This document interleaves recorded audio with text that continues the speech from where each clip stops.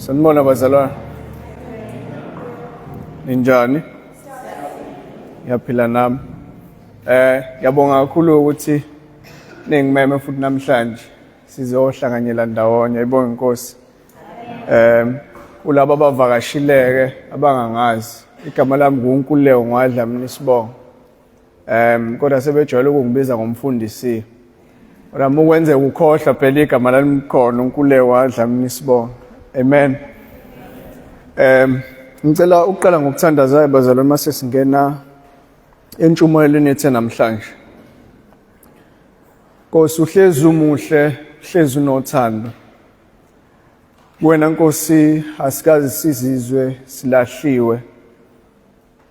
Alikho nelanga elilodwa Nkosi la esake sayisola ngokuthi sikubize ngobaba wethu nenkosi yethu.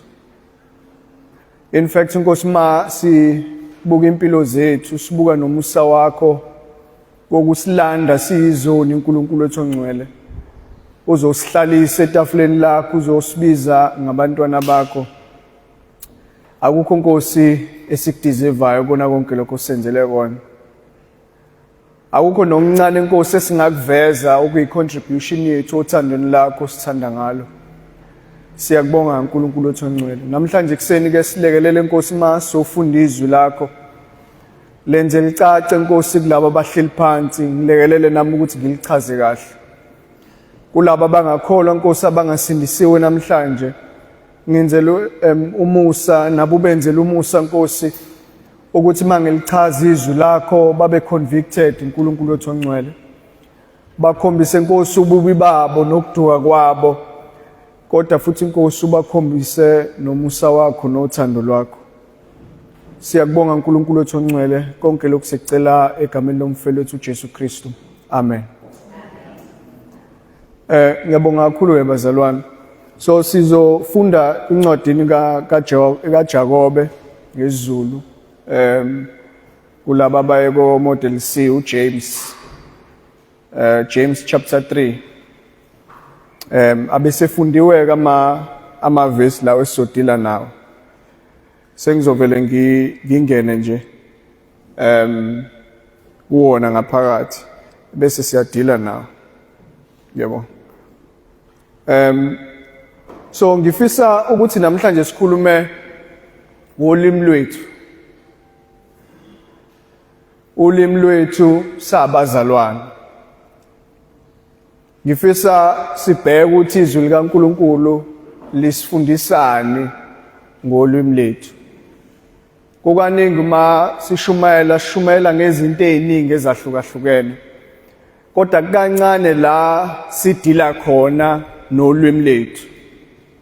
Okuyinto esiyisebenzisa mihla namalanga. Esicommunicate ngayo, esenza yonke into ngayo.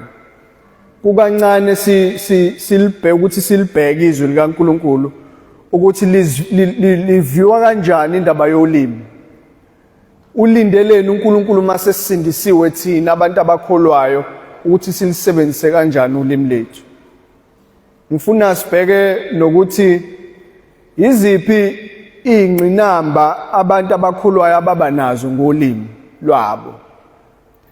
Ngifuna sibheke futhi ezweni likaNkulunkulu ukuthi linamphumela mini ulimi malisetshenziswe ngendlela embi. Linamphumela muni kulo osuke ireceiver lonto, linamphumela muni kulo osuke ikhuluma lonto leyo. Sifuna ukubona ukuthi izwi likaNkulunkulu liviwa kanjani lonto leyo. So ingakho namhlanje sifunda incwadi kaJames chapter 3 uverse 1 kuya ku12 osufundiwe. So mase ubheka incwadi kaJames, uJames ubedile nezinto eziningi ezahlukahlukene before afike la ku chapter 3. Udile nokukholwa okunemsebenzi. Ethi ukukholwa ongenamsebenzi kufile. Kumele kube ukuthi umuntu uma ekholwa ivele phela imisebenzi econfirma lento athi uyayikholwa. Wadila nendaba ye-favoritism, ukuthi abazalwane abangayikhombisi i-favoritism noma ukukhetha abantu uma bengena emabandleni ukuthi ngoba lo nange ngathi ugqoke kahle udeserve ukuhlala la ngaphambili. Lo ugqoke kanje ngathi angale ngemuva uzosonela isithombe sethu. Udila nezinto ezikanjalo uJames. kodwa into eyibonayo ukuthi mayivula ku chapter 1 uyayithinta lento yolimi. Uthi bazalwane bami asibe abantu abasheshayo ukuzwa kodwa siphuze kunjani ukuphendula. uJames ufaka kubazalwane ukuthi ababa bazalwane uma bezwe izinto bayiprocesse. Bangaba bazalwane abezwe into ngoba befuna ukuphendula.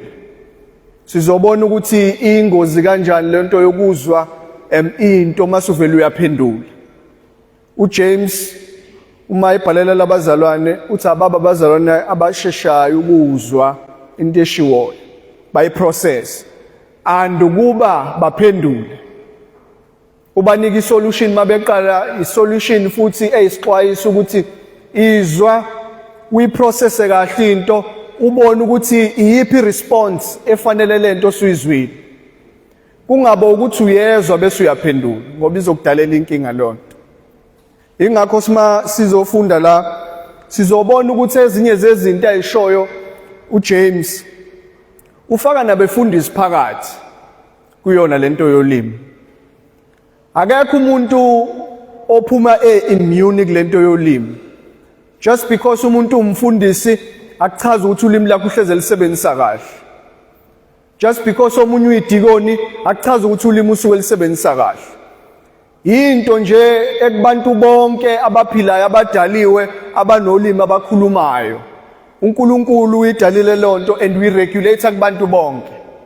Akekho selective uNkulunkulu uthi umfundisi ungcono exempted kulento right akanankinga. Udila nabo bonke abantu. Enye into sizobona ukuthi into ayivezayo ngolimi ukhuluma ukuthi ulimi lomzalwane alisokwe. Ukuzwe emakhaya amakhulunywa ngomuntu osakhula kuthiwa awukhulume ngesisoka ndoda. Umuntu okhuluma ngesisoka emakhaya umuntu owaqaphelayo amagama akhe, umuntu olcwecwayo ulimi lwakhe noma ikhona indlela nereason yokuthi avela dazuluke kodwa ngenxa yokuthi ufuna ukusebenzisa isisoka uzoba careful entweni ayishoyo. Ngoba uyazi ukuthi mangase manje noma mina ngiright lo muntu wrong. Lento engifuna ukuyisho mangase ngiyikhiphe ngendlela kuthiwa emakhaya ukuqojamisa amagama. Mangase ngiwaqojamisa amagama wamina ngizovela sengirong. Mele babe nesoka noJames naye ufundisa lonto. Abazalwane nabo babe nesoka olimini. Abangaveli nje bezwe izinto bangayiprocess asheshe umuntu aphendula into usekhuluma into errong. Siyabona ukuthi ulimi olingasokiwe liyadala idistraction. Liyakudala ukonakala, liyayidala inkinga. Lingadala nje inkinga kuphela kulo ozwayo naye lo ekhulumayo leyo nto necharacter yakhe manje sesiyaqala simbuka ngelinyiso lomzalwane lo. Enye into esiyibonayo noma esizoyibona uJames ugqugquzela iself control kubazalwane olimini lwabo. Enye into esizoyibona ukuthi ulimi olingasokiwe liyayingcolisa manje icharacter yomuntu nesithunzi sakhe. Umuntu okhuluma kudlapha engenaso isisoka noma ngayinkinsela kangakanani mayiqhamuka nje nangi lo muntu lo ovele nje asisaphazisa izinto abukho ubuhlo obusakubona kulowo muntu loyo. Usubona nje lela chashaza lokuthi uDlamini ave ngekho kahle olimini. Noma sine meeting ebandleni kukhulunywa izinto mase kuyithuba lakhe sonke sifuna ukungena ngaphansi. Ngoba khona into azoyisho uDlamini engahambisani nokukholwa. Noma ihambisana nokukholwa kodwa indlela ayibeke ngayo irong. Isithunzi saDlamini sesiphumele ngaphandle kwewindi. Enye into esizoyibona ukuthi uJames ufuna ukuthi ulimi lwethu libe in line noNkulunkulu esimkhonzayo. Uma sithi sikhonza uNkulunkulu, uNkulunkulu unesoka medila nathi. Ubona uNkulunkulu mesindisa. Akezi ngodlile. Akezi ngokuthi vele wena usulahliwe woza la vela into yalutho ngokuzama mina. Uyasondela uNkulunkulu akukhumbuza ukuthi muhle kangakanani. Unothando kangakanani, ufuna ukukubiyela, ufuna ukuthi noma udlule emhlabeni wena ufinyelele ngale mazulwini. Unesoka uNkulunkulu. Kanjalo nolimi lethu kumele lifunze bani lo wasisindisayo. Ayibonge Nkosi. Asingene la ku verse 1 ke kubona lama verse. Uverse 1 uthi bazalwane bami iningi lenu malingabi ngabafundisi ngokuba niyazi ukuthi siyakwamkeliswa ukwahlulelwa okunzima. Into yokuqala abawonisha ngayo labazalwane uthi bazalwane asingabi sonke abefundisi ebandleni. Asingabi sonke abantu abafundisayo abafuna uku-assume authority ngesimanga sokuthi lo fundisayo une strict judgment noma ijudgment yakho ukwahlulela kwakho akuzofana nje nomzalwane ohleli lapho. Njoba ngila namhlanje mangishumayela ukushumayela kwami kwenza izinto ezimbili. Yam influence umzalwane osuke ehleli phansi. Into yokuqala leyo. Number 2 kuveza uNkulunkulu through lento engiyikhulumayo. Okusho ukuthi mina njoba ngikhuluma ngishumayela izwi likaNkulunkulu mangiba budlabho olimini lo muntu ohleli phansi naye uzoba influenced. Therefore i-judgment yami izoba strict. Uyalazi izwi likaNkulunkulu, uyazi kumele ukhulume kanjani, why ukhulume kanje. Ukuboshwa kwesigebengu nje sinormal nokuboshwa kwephoyisa akufani. Ubona mase kufika enkantolo kuthiwa ngithi uyayazi lento ndoda. Angithi uyayazi lento ndoda. Awuboshe lento ongayazi, kodwa wena uboshwa kakhulu ngenxa yokuthi uyazi and uyafundisa. Uma ufundisa ngolimi olungeluhle, uassume authority, ungabadukisa ngisho abazalwane. Ungabayisa ngisho ehlana abazalwane.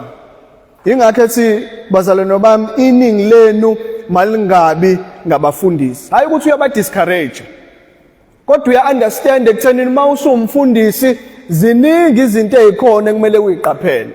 Ingakho phela noPaul mayikhuluma kuTimothy ethi Timothy iba umuntu okwaziyo ukulihlolisisa ulihlakaze kahle izwi likaNkulunkulu.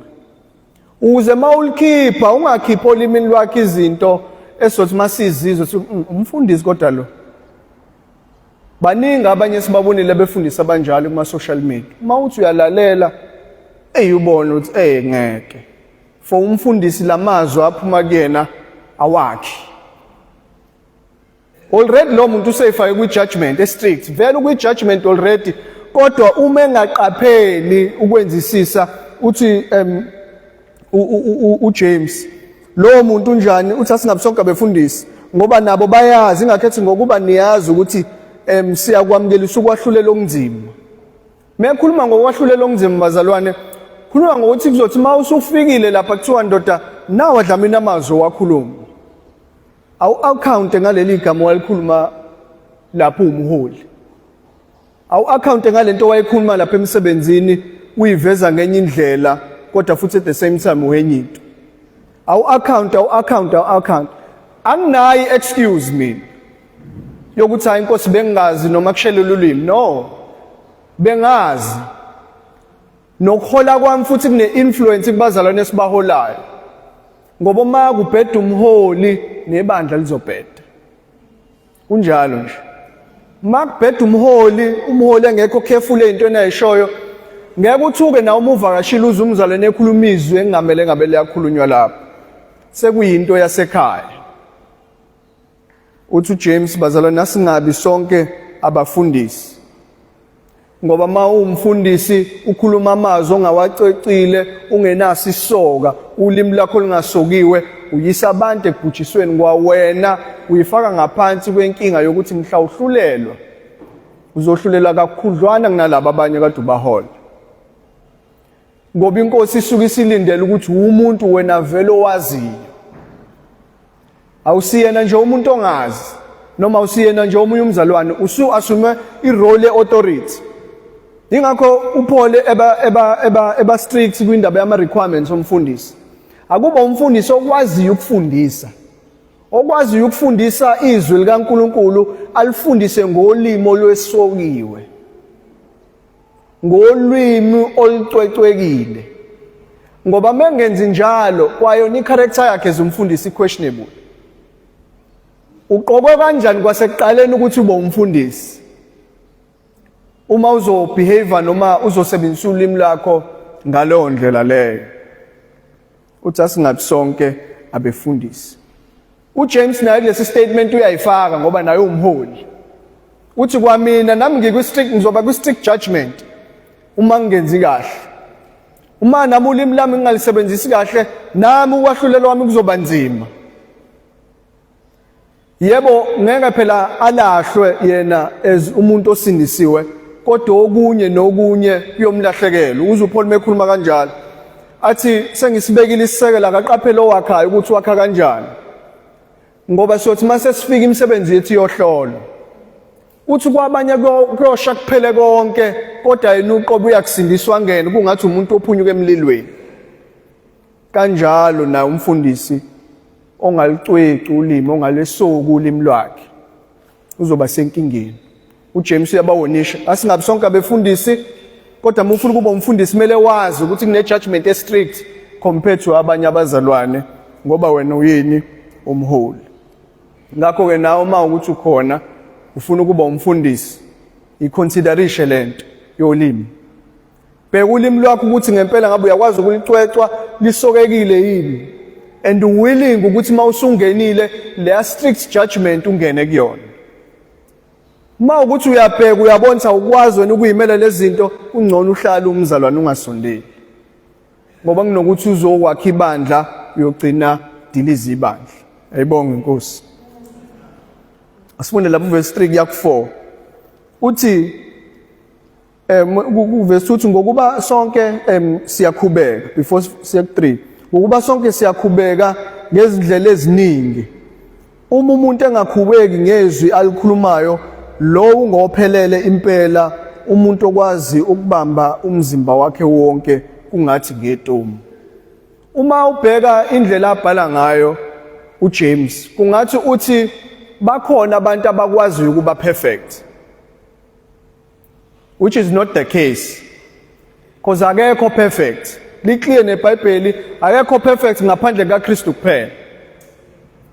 Uthi ngokuba sonke siyakhubeka, uyifaka naye uthi siyakhubeka ngeendlela eziningi. Nangazo lezi indlela zolimo siyakhubeka.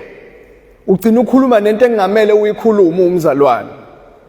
La kumele ngabe uyakhuluma khona ungakhulumi.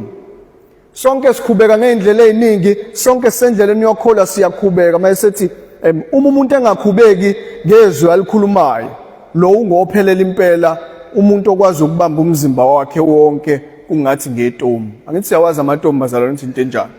Lezi efaka la emahashini naselwaneni uze ulicontrole. Kodwa phela uma usucontrola ikhanda lehashi ujika yonke into nomzimba. Kanjalo nalo ulimi lwakho uma ungalicwecwi konakala yonke into. Konakala yonke into yakho, konakala ubuzalwane bakho, noma sesazi ukuthi umzalwane kodwa sekunalo gcobho lo okhona. Verse 3 uthi uma sifaka amatomu emlonyeni yamahashi sikwenza lokho ukuze asilalele, siyawuqondisa wonke umzimba wawo. Bhekani nemkhumbi njengoba imkhulu nje, ngumshayeli ngephini elincane iye lapho efuna ukuba iye khona. Enye into esiyibonayo ukuthi uma kukhulunywa ngolimi, ulimi lona umzimba wonke. Okusho ukuthi ingakho uJames Metha processani qala into before uyikhulume. Umuntu ocabanga into angayikhuluma angayenzi ngeke umbone ukuthi unecala. Awuboni ukuthi ucabangani. Awumboni ukuthi futhi yini ayihlosile nayifisayo. Umuntu angama nje lapha asho izinto ayicabangela izinto zakhe, lo muntu wona enkosini maye ecabanga into wrong. Kodwa the moment leyo nto ayifuna eseyikhipha ngomlomo isiyona yonke into. Akasoni nje kuyena noNkulunkulu into engalungiseka. Kodwa mayiseyikhipha ezidlangaleni noma kulowo muntu, usona kulowo muntu, usona nasenkosini kwayena usebukeka ngenye indlela. Even nakuye umthetho, ilaw la eSouth Africa. Umuntu ocabanga ubugebengu wanga-actor ngeke umbophe lo muntu, awunabufakazi. Noma ungamisa enkantolo uzothi wenzeni? Usayicabangile nje lonto. Kodwa ucabangayo bese yenza usenecala. Ocabanga ukubulala uDlamini angakambulala angamthinti akanacala. Kodwa mayisecabangile wamlandela waseyenza sekunecala sekungena izinto eziningi. Kanjalo nolimi lunjalo. Ulimi alisebenzi lulodwa. Kunomqondo kunenhliziyo. Uyayicabanga uyiprocess lento mase yakudukisa futhi inhliziyo yakho ulimi mase uyakhipha. Sekonakele. Uvesile uthi uma sifaka amatomu emlonyeni yamahashi sikwenza lokhu kuba silalele. Sinye isizathu samatomu ezilwaneni. Ukuwachanela ukuthi aye la esifuna ukuthi aye khona. Uma usewahlala emakhaya inkunzi nje ifakwe ijoka ebese iyaphusha. Into egada le yankunzi yilo leli ijoka sometimes bayahlala kulona ijoka la ngemuva bayibambe futhi. Uze manje ingagcini iya naseyindaweni ezirong. Inhloso ukuthi ayihambe la. Uthi uJames masikwenza lokho uthi bhekani nemkhumbi even nawo umkhumbi omkhulu. Manya kwi cruise ship nje nilabazalwane ngoba niyathanda ama vacation. Seniyongena lapha kwi MSC. Yebo inkulu kanjani MSC? Kuyajatshula kuyadantswa lapha ngaphansi kudliwa ibili iboco. Kodwa lo controller nje uphethe steering esingako. Kuba ukujikisa mbijana yonke into ishona le. Nolimi unjalo. Kuthi kuhamba kahle kade uhlonishwa kwenzeka zonke izinto kuba ukuthi usho izinto wenza izinto ezingaqondakali noma ukhuluma into engaqondakali kuphele nya ngesithunzi sakho. Akupheli nje kuphela ngesithunzi sakho usuhlambalaze nayo inkosi usuwonile. Awusamvezanga uKristu, awusamvezanga uNkulunkulu nobukhulu bakhe, awusakwazanga ukuexercise self control kulento obuyicabanga. Usudala umonakalo. Uthi njengoba senza kanjalo ezilwaneni ukuze sikhuze sitshela ukuthi ziyangala ngoba vele lo osuke control idesire ukuthi isilwane siyele. Uthi masikwenza lokho ezilwaneni iapplication uthi nawe kwenze. Faka phela nawe amatomu emlonyeni wakho nasenhlizweni yakho. Faka amatomu olimini lakho mzalwane. Nalapha ko WhatsApp lama voice notes owathumelayo faka amatomu nakoma voice notes ko WhatsApp. Ungavela ukhuluma into ungayicabanganga. Uma sikwazi ukuyicontrol ilwane ngenhloso yokuthi azenze into ethile kanjalo nathi asenze njalo. Asifasa amatomu olimini lwethu ngenhloso yokuthi uKristu kumele adunyiswe. Akusikona lokho kuphela bazalwane. Yazi uma we-exercise i-self control noma ufaka amatomu emlonyeni wakho kwawena uyayisiza isithunzi sakho. Umama ukhulile ufasa amatomu uyayisiza kulaba abanye omama abancane ababukela kuwena. Kanjalo nobaba mawubaba ufasa amatomu ungakhulumi noma yini insizwa ezilandelayo nazo ziyabona. Nomuntu omusha ngokunjalo mawumuntu omusha ufaka amatomu olimini lakho neyouth nawo ohamba nayo nayo iyabona. Kodwa the moment ukhuluma into ngolimi lwakho ebhidlizayo neyakhayo laba abakulandela abasakuboni. Usungazama bandla ukuqinisa phela ubuso uthi ubaba kancane respect kodwa sekubhedile. Sebeyazi ukuthi usibani bani asikwazi ukuya kuyena ngoba wekha amatomu. Ulimi lwakhe liyahlaphazisa. Kuthiwa ayiwozani bazalwane kodwa manje senza njani ngomfundisi uDlamini? Hey, awumancane ambiza uDlamini. Ngoba kuyaziwa ukuthi mefika uyamosha. Kuyaziwa menikwa ithuba uyahlaphazisa. Akanawo amatomu. Into efika emqondweni yakhe uyayisho. Into efika nje emqondweni yakhe uyayisho. Ila efaila khona akayiprocess into before ayisho. Akacabanga ukuthi konje lento izoba namthelela muni kulomzalwane. Konje lento izoba namthelela muni kumina ezumuntu othi uyakholwa usindisiwe.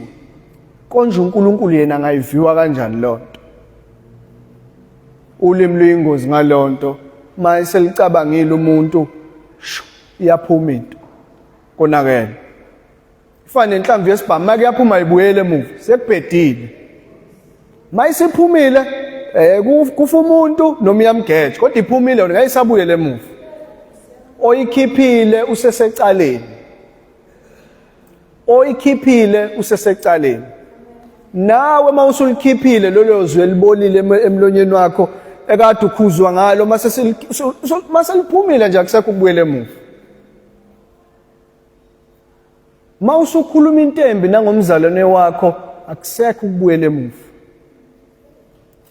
Mawusukhulume kabi nangebandla nanoma inobani nasemsebenzini imbala akusekho ukubuyela emuva. Usuzoyithi into yasemsebenzini uthi uyakholwa wena kodwa kunamazwi wakhipha ilanzi manga.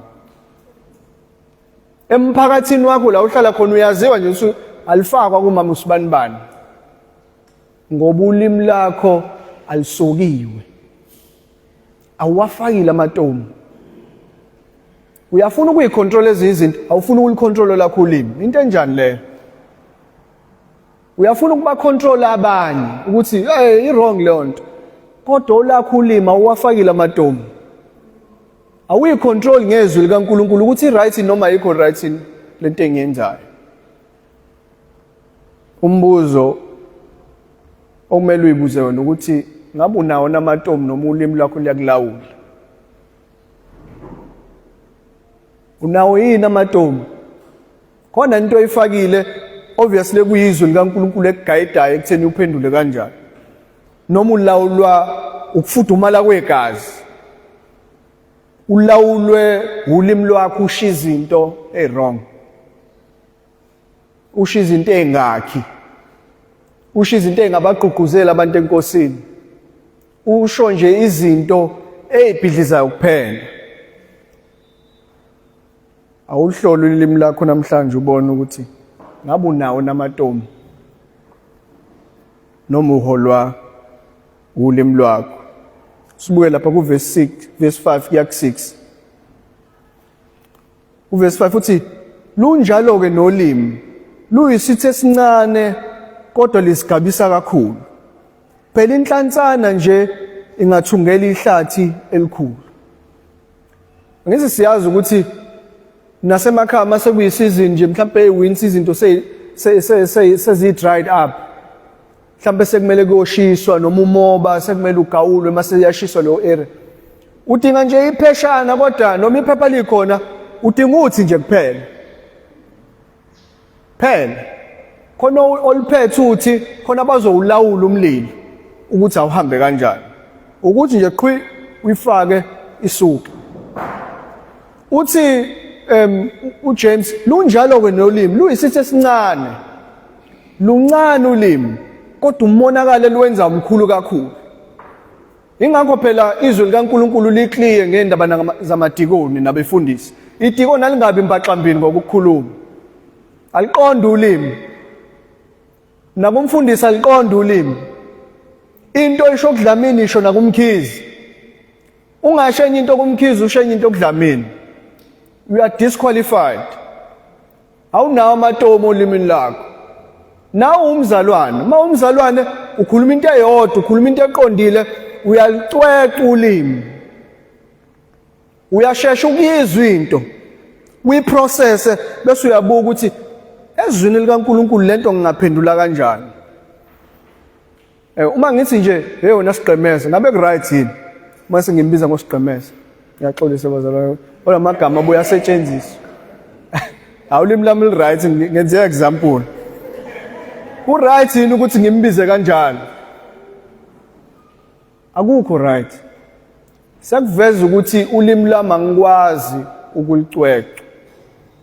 Sekuveza ukuthi angisabhekanga nezwi likaNkulunkulu ukuthi lithini. Ingakho uMatthew chapter 15 verse 11 athi uJesu akusikona umuntu akudlayo okumngcolisayo kodwa iloko okuphuma ngaphakathi okungcolisa umzimba wonke. Akuyona into oyidlayo. Ngawudla ubeetroot wakho John 14 yonke lonto. Kodwa lokho okuphuma la ngaphakathi yikho kanye okuyinkinga. Ulimi lwakho yilo kanye elizakungcolisa i-character yakho iphele nya finish. Yiyo kanye futhi ezodala ukuthi singamboni noNkulunkulu empilweni yakho nje. Singakuqonda ukuthi umzalwane kanjani. Yathi lunjalo kulimi luyisitho nje esincane kodwa lisigabisa kakhulu. li-proudful, ikhuluma izinto ey'ningi ezahlukahlukene ey'ngakhi sometimes.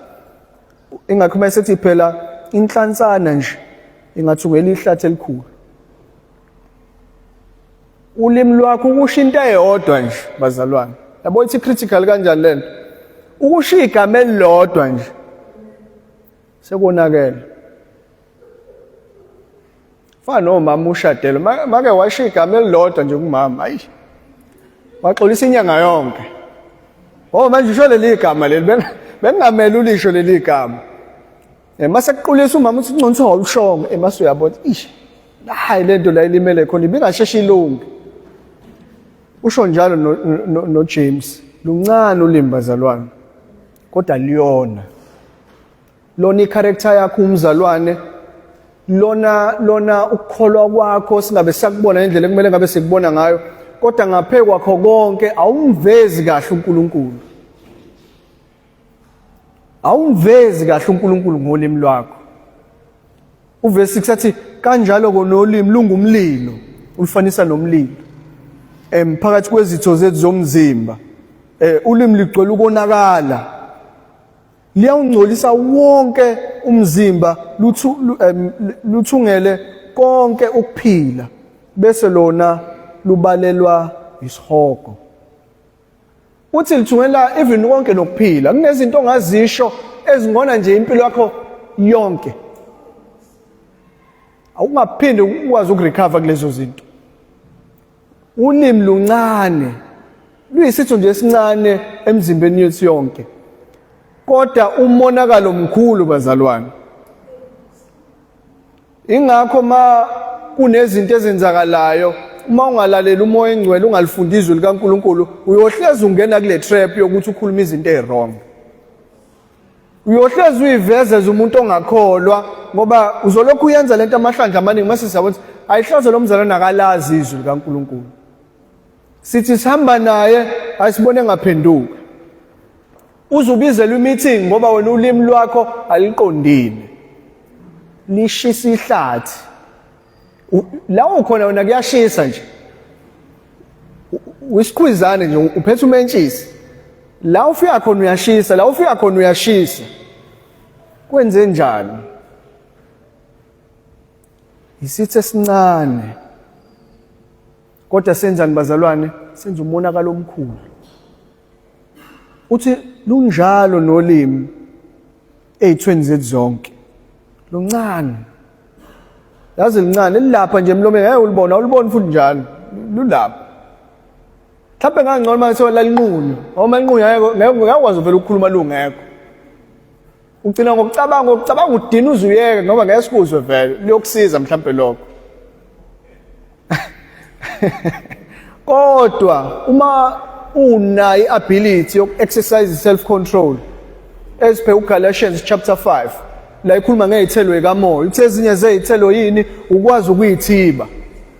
Hayi ukuthi ukwazi ukuyithiba nje kuphela ey'tolo bazalwane komama, ubona isithathu uthi ngiyibeke le mali engabe ngisathi ngithiwa siyithibe. Zithibe nje ey'ntweni nasey'ntweni ozenzayo nasey'ntweni oy'shoyo, funda ukuyithiba. Noma usufudumele, funda ukuyithiba. Kungcono njengoba ngenza example kwasemshadweni, kungcono emshadweni. Sixabana amanzi sibuye sikhohle, hayi sesikhohlele lona soxolelana siyathandana. Akufani nabazalwane nasemsebenzini akufani. Ababona abantu abangani bakho labo abantu.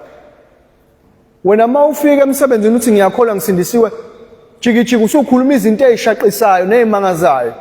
Uyaxova la emsebenzini. Siyaxakeka manje. Ukuthi manje kanti lo mzalwane uyisima uhamba kuliphi ibandla? Luncane ulimi bazalwane. Kodwa likwazi ukushisana ihlathi lonke.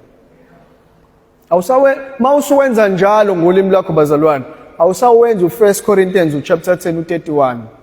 Konke enikwenzayo, wena niyadla noma niyaphuza, kwenzele nini udumo likaNkulunkulu. Manje isitho sakho lesisincane yaletha nodumo enkosini.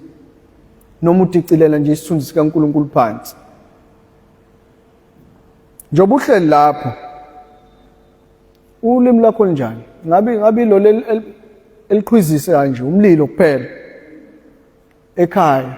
semsebenzini la uhlala khona abantu oxoxa nabo bakwazi umuntu onjani ulimi lwakho mase kuthiwa usibanibani ukanjani ayi vele kuthiwa ayi ngeke loyo kanje loyo ila sibona khona ukuthi hayi umzalwane ngathi akahambisi kahle wena lapho ulimi lakho ngabe selimoshile necharacter yakho uhleli lapho mawuyihlola noma kuthiwa ushadi noma ushadile vele lento ayidingi ukushada noma ungashadi ulimi lwakho umzalwane manje mawuyihlola ungasukuma nje manje makuthiwa akuphakamisa isandla kwabantu ulimi labo lu-right ungasiphakamisa yini noma ungasiphakamisa uhafu mbijana noma ngesiphakame kwakona-ke lo hafu loyo asibe abantu abalawulayo lesi sitho bazalwane asubambe lo mlilo noma uzwe ukuthi usufudumele noma ufudumaliswa yimina ngomfundisi bamba noma ufudumaliswa omunye umzalwane process lonto ube nesisoka mawusuphendula ungezi ngomlilo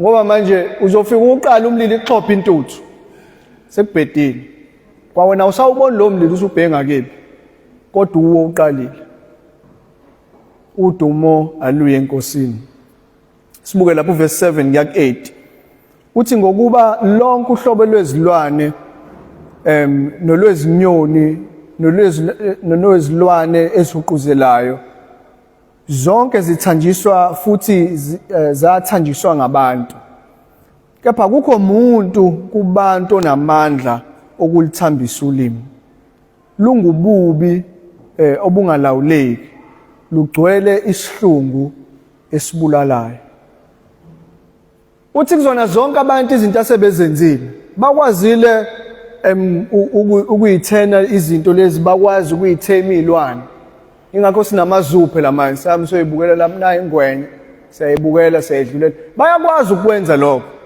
bayayifundela lezo zinto lezo kodwa uthi uJames akukho nomuntu oyedwa osakwazi ukuthi alawule ulimi kuzona zonke izinto abantu abazenzile bahlulekile olimini isitshelani lonto bazalwane isitshela into eyodwa munye umuntu ongakwazi ukulawula ulimi lwethu uKristu munye umuntu ongakwazi ukusilekelela ekutheni silawule lolu limi lethu uKristu ingakho ethi la uJames ezilwaneni zonke ezihuquzelayo nezikhona akekho umuntu kubantu onamandla okulithambisa ulimi mase silunga ububi obungalawuleki uthi ligcwele isihlungu esibulalayo iversion yesingisi lithi ulimi lipoisonous uyisho ngamabomu lento ukhulume ngezilwane ezihuquzelayo siyazi ezilwaneni zonke enopoison omnungi yinyoka phela wenza ireference kulonto leyo ukuthi njoba lezi izilwane ezinye ezihuquzelayo bakwazile ukuyithema kodwa futhi kulezo izilwane ifaniswa nani nalolu ulimi lethu lelo lipoisonous lupoison ulimi upoison ukusebenza ngendlela eziningi khona othi mawuthola manje upoison ufe nje manje mase kuba khona lo progressive uyabo lo olokhuza kancane ulimi lwakho ke lo ulokhuza nje kancane njalo uma ukhuluma khonto yenza wrong njalo uma ukhuluma khonto iza kancane kodwa gcine sisibona isithombe siphelele ukuthi ulimi lwakho lupoison ulimi lwakho alakhi ulimi lwakho alidumisa uNkulunkulu kunaloko liyabhidliza alwakhi ulimi lwakho siyazi ukuthi futhi njengoba uJames ekhuluma ngendaba zopoison mawukhuluma nje ngenyoka in general ukuthi kunale kuthiwa i-antivenom uthi uma usushawe ulunywe inyoka uphuthisele lapha esibhedlela noma eklinikhi bakujove ngomjovo uze manje lo poison ungaspread phela egazini lonke uzufe manje umbuzo wami kuwena uthi wena njengoba uhlela ulimi lakho luyi-poison noma luyi-antivenom uyawufaka no poison noma wena uyilo uvimbayo olwisana nawo poison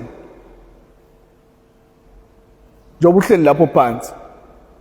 Uyilo ukhiphayo upoison ngolimi lwakho ubhubhise ubulale, noma ilo uthi mase kungena upoison kwabanye ukwazi wena ngolimi lwakho usindise?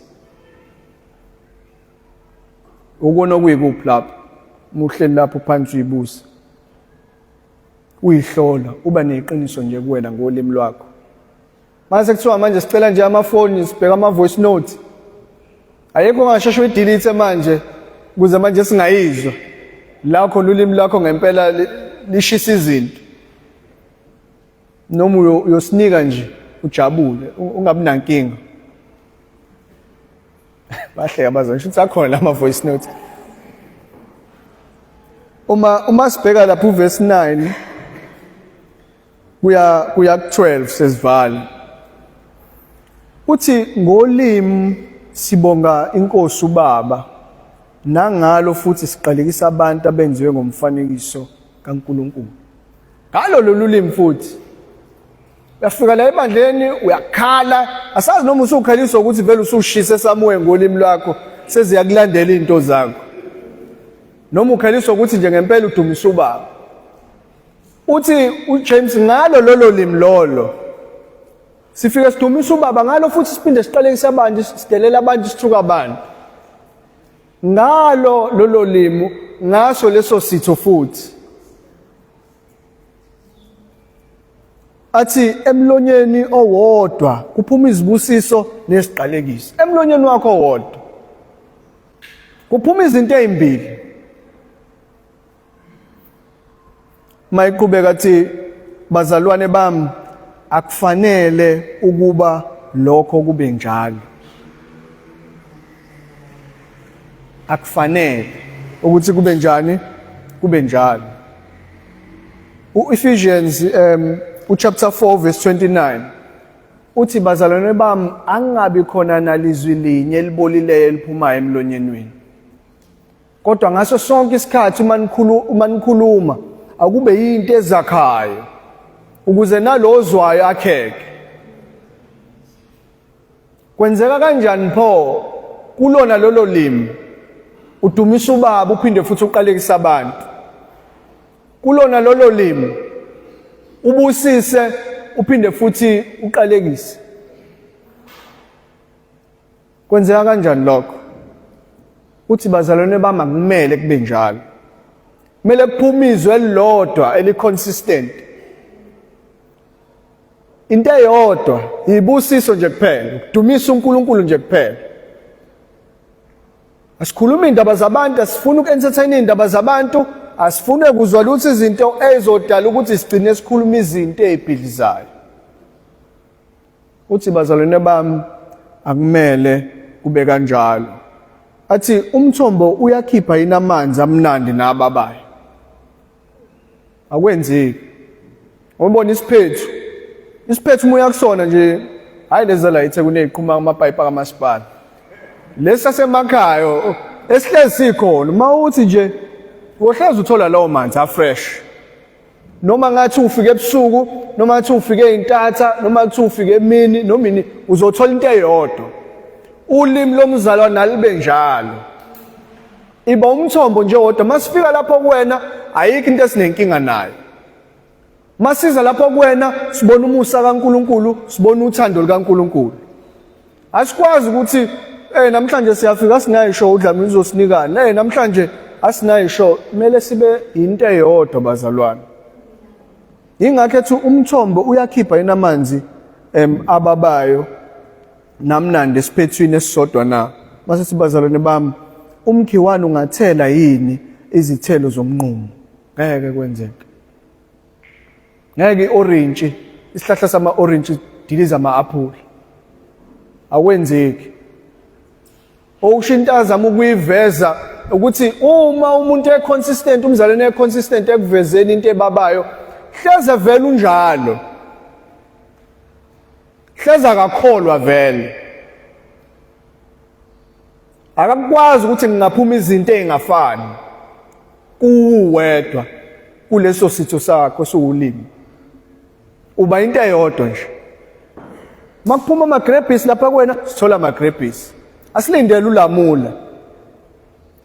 Masithola ulamula komele sikhathazeke shuthi ngolimi lwakho umzalwane. Shuthi kusamele sishumayele usindiswe kabusha. Mayisethi noma umvini uthela amakhiwane na kanjalo namanzi anosawoti angewakhipha amanzi amtoti. Ulwandle nje alisoze lajika. Njengoba sibhukuda singene egagasini size siphume kwathina kubuya sixake lo yasawoti siphuma sesicwa izinto ongakaze uyibone. Mningi usawoti liyohlezi lunje ulwandle. Manje uyobhukuda emfuleni ayikho into ezongixhopha awukho usawoti lapho. Akwenzeki ukuthi kuphuma amanzi angafani. Aphuma amanzi awodwa bazalwane. Olimini lwakho akuphuma into eyodwa. Into esiyibona la kuwena asiyibone nasekhaya. Siyithole emsebenzini, siyithole emphakathini. Ungaba ama-version amaningi. Ngalawo omunye umuntu asisaqondi nqindina sibhakela ngawo mzalwane. Ulimi lwakho liyabulala. Ngala kuthini uvele ngathi ulimi lakho lu-right. Ngale upoison wodwa. Wena ohlanganisa izinto lapha emsebenzini. Onakale nje izinto lapha ngasha ama-email thuyisuka kubale thuyisuka kulo. Amasiyalana umzalwane. Awu. Mzalwane. Usuphoxa nomunye umzalwane okhona lapha emsebenzini. Ukuthi waliphatha kanje ivangeli wakhuluma kanje umzalwane. Alisokwe ulimi. Njengoba uhleli lapho na ulimi lakho likhiphani. Usawoti noma okubabayo kuphela. Singatholani lapho? Singathola into esothi masifika sithi ukuphola sibe right ngolimi lwakho. Noma siyohlezi isivika, muqhamuka siyacasha siyabaleka sifuna ukukhuluma ngoba izinto ezikhulumayo noza nazo azakhi.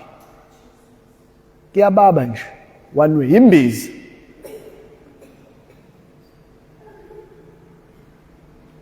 Noma mangase kuthiwa nje senze isurvey ngawo ngakini. Ngolimi lwakho lulodwa. Sibuza ulimi lalomzalwane lunjani? Sishaye nje siphethe amaform lapha singena door to door. Sibona singabuya nento efanayo ngawo nolimi lwakho.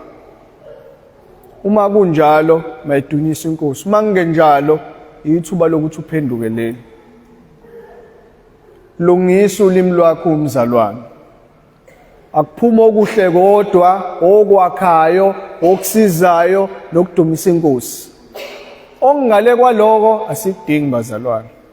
Okungale kwaloko kudicilela isithunzi sikaNkulunkulu phansi. Kwawena icharacter yakhe questionable. Ayibonge inkosi.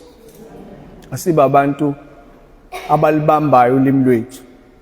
Luncane kodwa liyona. Lento engisho mele si-exercise bazo singaphuma la kube khona into ezokukhuba ezodinga ukuthi ulimi lakho lenze njalo. Futhi uyalizwa seliyashisa. Selifuna ukuvuthisa manje ulokhuzana ihlathi lonke. Luvimbe. Thandaza enkosini uthi ulivimbe. Ungayivumeli lonto. Njalo asiqikelele ekutheni masibona izwi likaNkulunkulu libambe yonke indawo yethu. Libamba thina inhliziyo imiqondo nolimi. Sibe self controlled naso limini lethu. Ayibonge inkosi. Sithandazeni. Siyakubonga uNkulunkulu wethu ongcwele ngezwi lakho.